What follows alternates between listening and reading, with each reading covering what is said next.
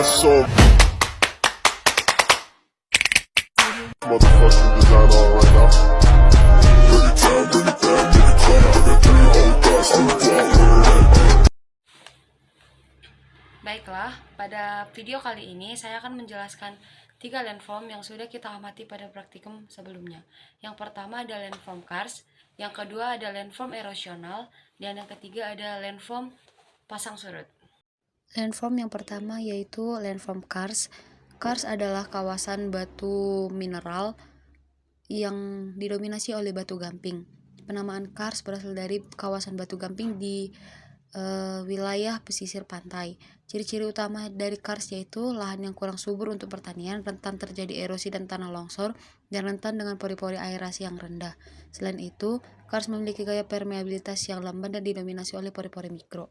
Kars merupakan sebuah bentuk permukaan bumi yang pada umumnya memiliki atau mengalami depresi tertutup, drainase permukaan, dan gua. Daerah ini dibentuk terutama oleh pelarutan batuan dan kebanyakan batuan gamping. Yang kedua ada bentang lahan erosional. Bentang lahan erosional terbentuk dari proses erosi yang terjadi pada periode kemajuan glasial.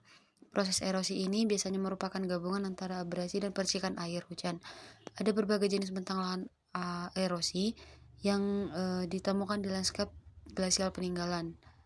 Kita dapat menggunakan bentang alam ini untuk merekonstruksi luas dan penggerakan massa es sebelumnya. Bentang alam erosional yang paling umum digunakan untuk merekonstruksi luas dan pergerakan massa es di masa lalu adalah Roches Mountains, palung glasial, dan Cories. Dapat kita lihat dari ciri-ciri bentang lahan erosional itu bahwasanya vegetasinya cukup banyak, terdapat perbedaan warna tanah yang signifikan, dan juga sedikit kering dan teksturnya cukup tidak baik untuk tanaman. Yang ketiga ada landform pasang surut. Pasang surut adalah suatu wilayah rawa yang dipengaruhi oleh gerakan pasang surut air laut yang secara berkala mengalami luapan air pasang.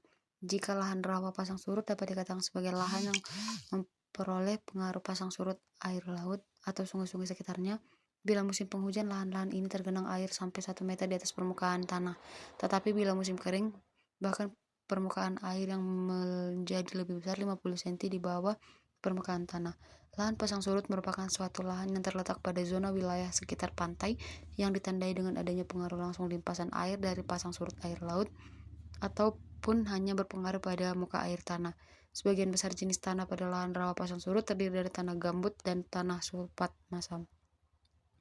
Wilayah rawa pasang surut atau air asin payau merupakan bagian dari wilayah rawa pasang surut terdepan yang berhubungan langsung dengan laut lepas. Biasanya wilayah rawa ini menempati bagian terdepan dan pinggiran pulau-pulau delta serta sebagian tepi estuari yang dipengaruhi langsung oleh pasang surut air laut atau salin.